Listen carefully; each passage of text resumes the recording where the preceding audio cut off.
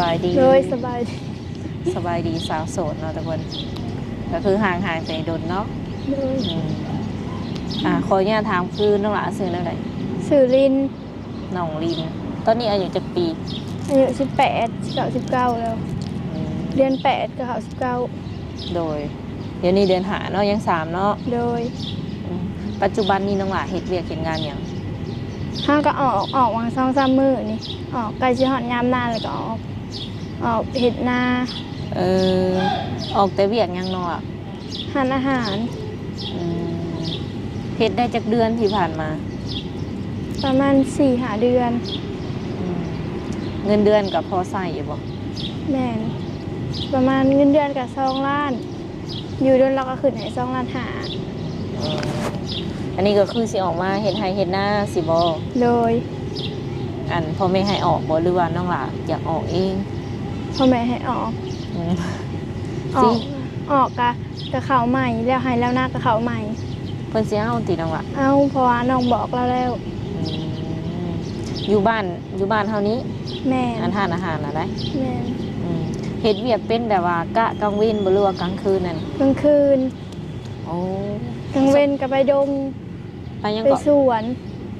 ไปปลูกผักปลูกหญ้าไปหดผักนี่แหละหาของกิน เออกลางคืนเลยก็ไปเฮ็ดเวียกประมาณนี้ แม่น 4 โมงก็เขาเวียก เลิกจักโมงบัดนี้ เลิก12 โมงอืม ถ้าลูกค้าอยู่เดึกก็อยู่เดึก ก็แบบว่ามีผู้บ่าวมาจีบมาหยังอยู่บ่น้องหลา บ่มี เฮ็ดเวียกกลางคืนอยู่แต่ว่าบ่ค่อยมีไผมาลมมาหยังนำบ่โอ้จะเป็นอันเด็กเสิร์ฟแล้ววะ แม่น อืมก็คือตอนนี้ก็ขอเพิ่นออกเฮ็ดให้เฮ็ดนาก่อนประมาณนี้ เลย ปีนี้นี่สิเฮ็ดนาบ่ประมาณ แม่น ปีที่ผ่านมาก็เฮ็ดอยู่บ่ แม่นเฮ็ดทุกปี โอ้อืมปัจจุบันนี้ขออนุญาตถามเด้อน้องหลานยังโสดบ่ ยังโสด เพิ่น โดยเป็นอะไรสักคนคุยแบบที่ผ่านมาของน้องได้ซะ เท่านั้น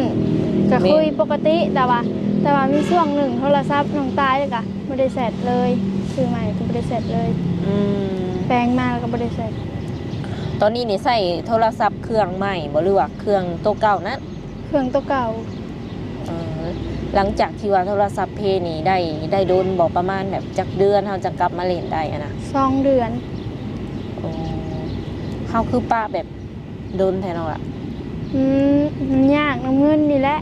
ก็ปะโดนแหน่หน่อยนึงว่าสิแปลงเดือนนี้ก็บ่ได้แปลงว่าสิแปลงเดือนนี้ก็บ่ได้แปลง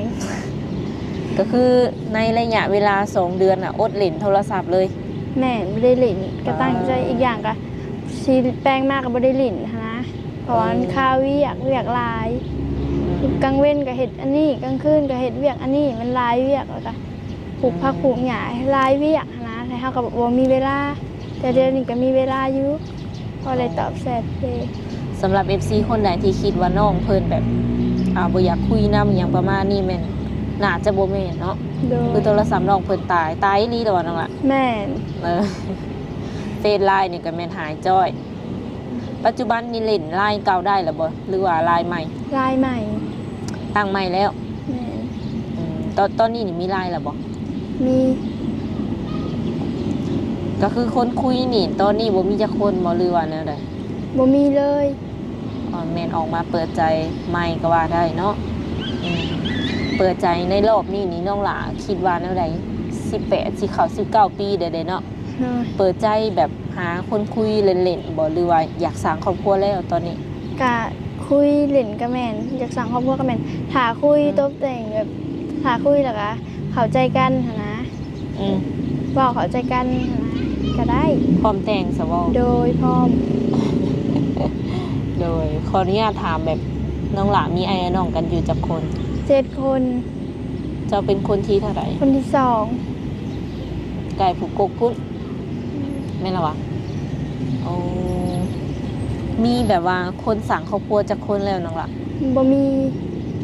7 คนยังโสดเบิดเลย แม่ ยิ่งจักคนชายจักคน ยิงหาคนชาย2 คน หลายเนาะหลายพอสมควร ยังเฮียนเบิดบ่หรือว่ามีอาชีพการงานก็มี ยังเฮียน2 คนออก กายหันดิ ออก3 คน กายหันเฮ็ดเวียกบ่ บ่เขาก็ยังน้อยอยู่เขาก็อยู่หน้าให้อยู่หน้าหั่นแหละมีแต่กลางเว้นกลางเว้นหรือว่ากลางคืนมื้ออื่นเช้ามาก็ประมาณ 8-9 โมงเขาก็ออกไปล้างถ้วยออกไปล้างถ้วยในร้านอาหารแล้วก็ไปเสิร์ฟจอกเฮ็ดนั่นเฮ็ดนี่เขาหั่นแหละ โอ้ถ้าพ่อก็ทำแม่ได้สาเฮ็ดเวียกหยังเนาะล่ะ พ่อเฮ็ดเวียกเฟอร์นิเจอร์เฮ็ดโต๊ะเฮ็ดตัง อ๋อแม่ดิ แม่เอาน้องอยู่เพื่อนนี่แหละ อ๋อ แล้วก็ปลูกผักปลูกหญ้านี่แหละ ผู้น้อยสุดนี่จักปีก็ลูกอัน น้อย ลูก สุด แม่ น่ะ เจ้า ประมาณปีปลาย โอ้เพิ่นมีลูกน้อยยังมีลูกน้อยแห้งอีหลีเนาะปีปลายเองแม่นบ่ แม่นบ่วะประมาณปีปลายบ่วะประมาณ 2 ปีนี่แหละ บ่ เขา จื้อ ก็บ่จื้อเอ้ยน้องหลายเด้ในเรือนก็10 ปลายคน15 คน45 คน ฐานะครอบครัวเลยจะเป็นแนวใด คณะครอบครัวฮะก็ทุกข์ยากนี่แหละ ทุกข์ยากเลยก็แถมแบบอ้ายน้องก็หลายแน่เนาะข้าวน้ำซ้ำปลาแต่ละปีนี่เฮ็ดให้เฮ็ดนาอย่างซี่น่ะได้หลายอยู่บ่ ก็พอกินก็บ่หลาย กุ้มกินบ่ แม่กุ้มหาบ่ขายก็กุ้มหาแบบจำเป็นอีหลีพุ่นจึงขาย คือลักๆแล้วแบบอันพ่อบ่เป็นแบบหัวหน้าครอบครัวเป็นเสาหลักอะนะ แม่ เงินคำกำแก้วนี่แม่นพ่อหลักๆเลยคือน้องไปแบบว่าไปเป็นเด็กเสิร์ฟอยู่ร้านอาหารอย่างประมาณนี้ได้ซะได้เงินมาแล้วเฮ็ดแนวใดให้แม่อยู่บ่ ได้เงินมาให้แม่บางทีเราก็บ่เอาคะแนนบ่ขอเราหั้นนะ โอ้ แบบบางที คะแนน เรา กลุ่ ก็ มตั เอา วเอง ทีเราก็บ่เอาเฮาก็คะแนนบ่ขอเราพอได้ใช้หั้นนะ อืม เฮาก็ใหญ่แล้วก็ อืม หาเงินใช้เองมันก็บ่อยากพอ เออเอาง่ายๆก็อ้าวเจ้ากลุ่มเจ้าแล้วก็ย่างนะประมาณนี้เนาะ แม่ เอออืม หามากะให้พ่อแม่คือเก่าหั่นแหละให้เอื้อยน้องคือเก่าหั่นแหละเสียค่าน้ำค่าไฟเด้ อืม เฮ็ดให้เฮ็ดสวนคือของกินซื้อข้าวบางทีก็บางปีก็ข้าวพอกินบางปีก็ข้าวบ่พอกินเพราะว่าแบบชื่อเฮาถูกแฮงแบบบางเทื่อก็หาเงินบ่ถูกบ่ทันเอื้อยน้องเป็นไข้เป็นหนาวแล้วก็เอาเงินตัวนั้นหาไปใช้ก่อน อืม แล้วก็เอาเขาไปขายบ่พอกินเด้ อืมก็มีช่วงขึ้นช่วงลงประมาณนี้เนาะมีช่วงลำบากนี่ประมาณนี้แต่ว่าปัจจุบันนี้อยู่เพื่อนล่าบ่เนาะล่ะ ก็บ่ได้อยู่ละล่ะก็เฮ็ดเวียกนี่แหละ เรียกเพื่อนนี้ โดย เริ่มแล้วบ่เริ่มลงไห้ลงนาเละ เริ่มแล้วห้างกะหวานกะห้างกะตุกกะ โอ้คันตั้งใจเฮ็ดแท้ๆนี่นาเฮานี่ประมาณจักเดือนจังแล้ว ประมาณบางทีก็เดือนหนึ่งบางทีก็เดือนปลายเพราะว่าหมูมาซอยเด้ไปซอยกัน ที่เพิ่นซอยหมูที่หมูซอยเพิ่นหั้นนะ โดยคือน้องหลาเองก็หาแบบคนคุยแน่เนาะคันว่าคุยถึกใจกับแม่นพร้อมสารโสดประมาณนี้เนาะ โดย เลยคนคุยของน้องนี่น้องคิดว่าอยากได้คนประมาณไหน ประมาณอะไรก็ได้ อันเล่าบ่เล่านี่บ่เลือกบ่ บ่ไม่ได้เลือก แล้วก็หน้าที่การงานของเพิ่นได้ซะ ก็ได้เบิดคะแนนคุยถึงใจหั้นนะ อ๋อ เว้าเข้าใจกันหั้นนะ อ๋อผู้บ่าวฟังลาวฟังไทยก็ได้บ่ โดยได้ โดยน้องหลาเขาโรงเรียนอยู่ตีเนาะ ไทย น้องหลานี่เขาโรงเรียนอยู่บ่ผ่า อน อก มา แล้ว ผ่านมานี่เขาอยู่เนาะ เขา หนังสือนี่เป็นบ่ เป็น อ๋อสามารถแบบสื่อสารได้ ภาษาไทยอ่านได้บ่ ได้ อ๋ออ่านได้เนาะเวลาเพิ่นพิมพ์มานี่แม่นน้องหลาเข้าใจเนาะสามารถตอบได้แล้ววะ โดย โอเคเนาะก็คือการสื่อสารก็อาจจะบ่มีปัญหาอย่างเนาะทุกคนคือเจ้าเองก็เป็นลูกคนที่สองบัดนี้เนาะคันว่าเพิ่นจะมาแต่งมาขอเอาแบบ ไปเป็นเมียแบบไปอยู่บ้านไปอยู่เพื่อนเพิ่นจังซี่ไปได้บ่ ได้ อ๋อฟังไทยหรือว่าต่างประเทศแม่นได้ โดยได้ ถามแม่ถามพ่อแล้วบ่น้องละแบบคันมีคนเอานี่แบบเพิ่นสิพร้อมให้เอาอยู่บ่ ถามแล้วพ่อมเราบริวารอะไรเราก็ว่าพ่อมนี่แหละ แล้วแต่ลูกนะ เพิ่นเว้าเองอันนี้ค่ะ ถ้าลูกพ่อมแม่ก็พ่อมถ้าแม่พ่อมลูกก็พ่อมนะ อืมอายุนี้น้องหละจำกัดแบบสูงสุดฮอดจากปีผู้บ่าวที่สิเข้ามาคุย ประมาณ70ไปได้ 70ลงมาเลยอืมลักๆนี่มักผู้ชายนิสัยแบบใด นิสัยก็ได้นิสัยอะไรก็ได้คะแนนเป็นผู้ใหญ่นะเป็นผู้ใหญ่อยู่น้ำแล้วอบอุ่นนะ อืมมักอยู่บ่แบบผู้ชายโทรมาดุโทรมาหยังประมาณนี้นะโทรมาเลือกก็ได้บ่ ได้ถ้าน้องมีเวลาน้องก็ห้ามถ้าน้องบ่มีเวลาน้องก็บอกเพิ่นก็ได้ อืม เวลาว่างคอยบอกเพิ่นก็ได้ ช่วงไหนวันนี้น้องว่างแบบเพิ่นสามารถโทรได้ ว่างก็ประมาณตอนแรงหรือว่าตอนเพลน อืมตอนแรงตอนเที่ยง อันตอนเช้าๆนี่เด้อค่ะ ก็ได้อยู่ ก็แบบว่าโทรมาลองเบิ่งก่อนก็ได้เนาะคันแม่นบ่ฮับกับน้องก็พิมพ์ไปบอกเพิ่นก่อนก็ได้ว่าคันว่าค่าเบี้ยค่าหยังนะเพราะว่าที่ผ่านมากับ FC หลายคนก็เว้าให้ทางเอื้อยเนาะว่าเป็นหยังน้องเพิ่นติดต่อยากประมาณนี้นะได้สองทางติดต่อไปเลยก็ติดต่อแบบค่อนข้างยากแฮง โดย โทรศัพท์นี่แบบกลับมาใช้ได้ปกติเลยที่ตอนนี้เนาะโชคสิเพอีกอยู่บ่ มันก็แบบมันอยากเพลอยู่มันก็ข้างๆนะหันตอบแสบซ่าหน่อยหนึ่งก็ยันโทรศัพท์ข้างแบบ มันก็เป็นโทรศัพท์ธรรมดาแต่ว่าลิ้นมันจะห้อนไว้อะนะ ซื้อจากปีแล้วโทรศัพท์ 2-3 ปีเลยซื้อแต่โดนๆเลย จังเพราะมันก็ใส่งานได้โดนเติบเลยเนาะราคานี่ประมาณเท่าไหร่เฮาซื้อโทรศัพท์เฮา ตะกี้ละล้านป้าย โอ้เออ ตะกี้เด้เขาหาเงินบักเดินหนึ่งก็สิได้ ล้านปลายหั่นได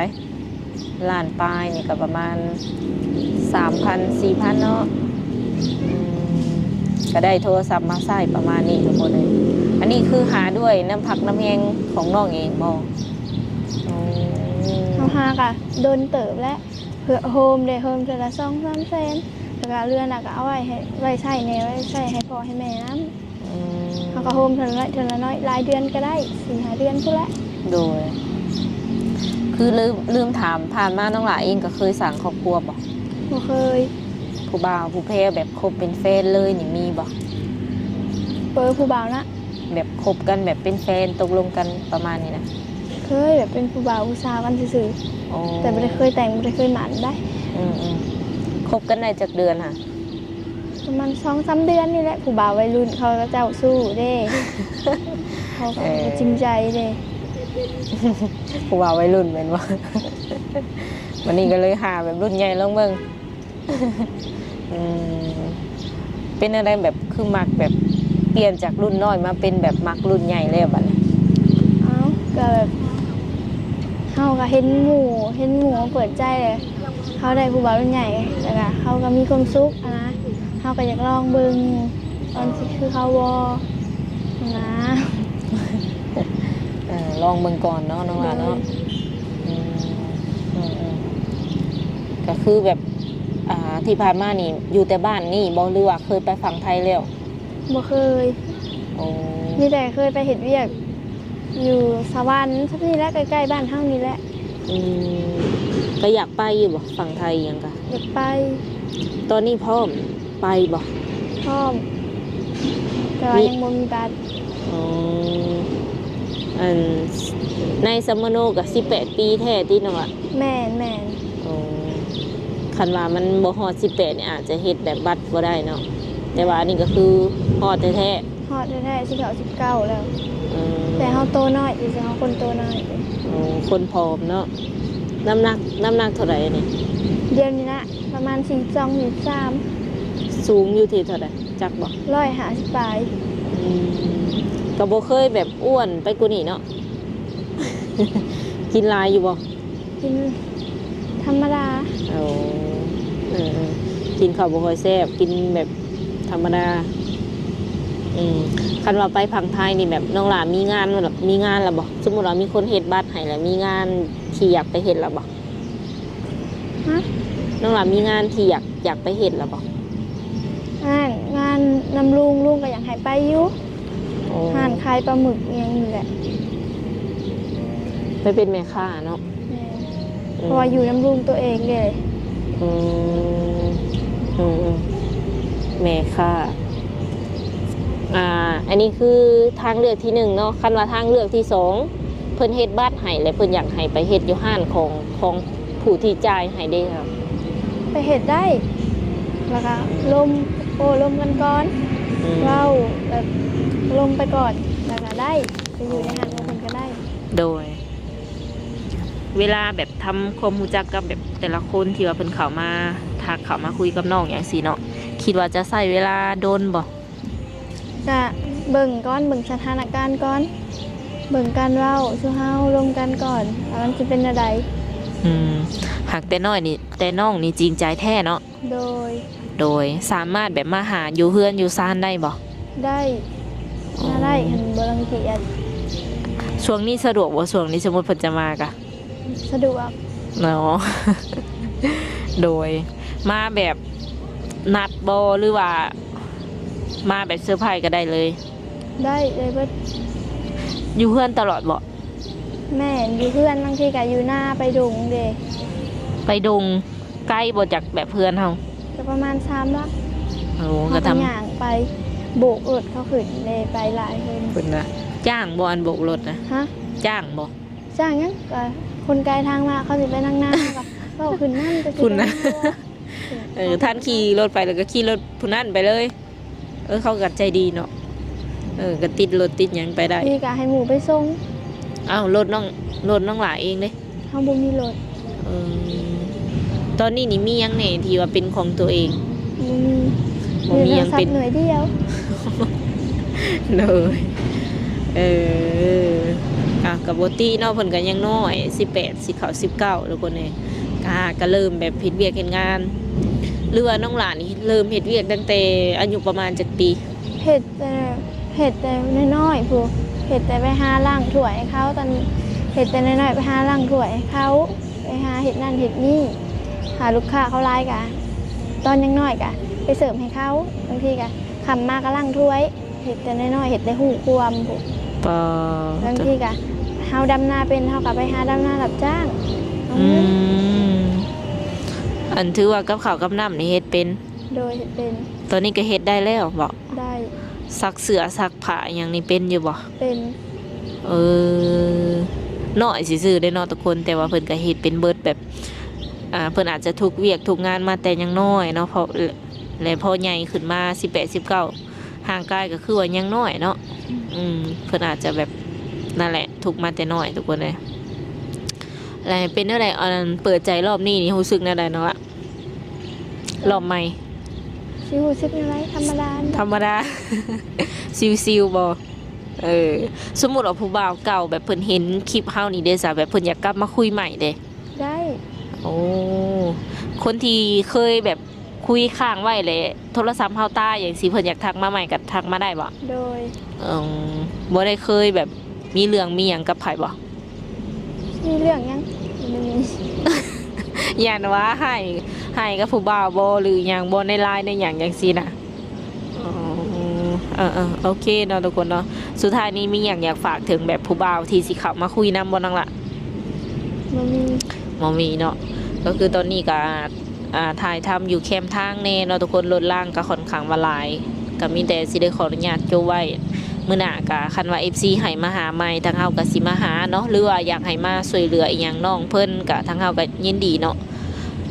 คันว่าเพิ่นจะช่วยเหลือนี่น้องหล่ะคิดว่า อยากได้หยังที่มันจำเป็นสุด จนเป็นสุดแบบใด แบบในเฮือนในซ่านบ่หยังบ่ที่เฮาอยากได้ คิดว่ามันจำเป็นประมาณ ได้รถออกไปสวนออกไปดง โอ้ เวลาเฮาไปหาเฮากินจึงง่ายนะอันนี้แหละเฮาไปหาเฮาได้หยังมาเฮาเหลือกินด้วยแบบพวกผักพวกหญ้าเฮาก็ย่างเลาะขาย อ๋อ อีกอย่างอ่ะบักแดดๆยังเหนื่อยแล้วจนทางจะจนเปื่อย โดยเป็นรถประมาณไหนมอไซค์ รถจักรนี้ โดย ขี่เป็นแล้วบอก เป็น โอ้ขี่เป็นขับเป็นแล้ว เพราะว่าน้องก็เคยเห็นเวียกอยู่หั่นอาหารที่เขาใส่ไปซื้อเครื่องนะ อืม ใส่ไปเห็ดนั่นเห็ดนี่เพราะว่าน้องเคยเห็ดเวียกเลยเห็ดอยู่ครัวก็เคยเห็ด เสิร์ฟก็เคยเฮ็ดแม่บ้านก็เคยเฮ็ดใครเครื่องน้ำเวียกเคยเฮ็ดเบิดนะถือถึงเราเวียก อืมแต่ว่าเรื่องข้าวเรื่องน้ำนี่ก็พอได้อยู่ได้กินอยู่เนาะ โดย สิ่งที่ขาดแท้ๆก็แม่นแบบรถล่างพาหนะที่พาไปหันไปนี่ประมาณนี้อ๋อโดยโอเคทุกคนเนี่ยกาสิขออนุญาตโอ้ลมกับน้องเพื่อนประมาณนี้ก่อนเนาะมื้อหน้ามื้อในสิมาหาใหม่เด้อ โดย โดยสบายดี สวัส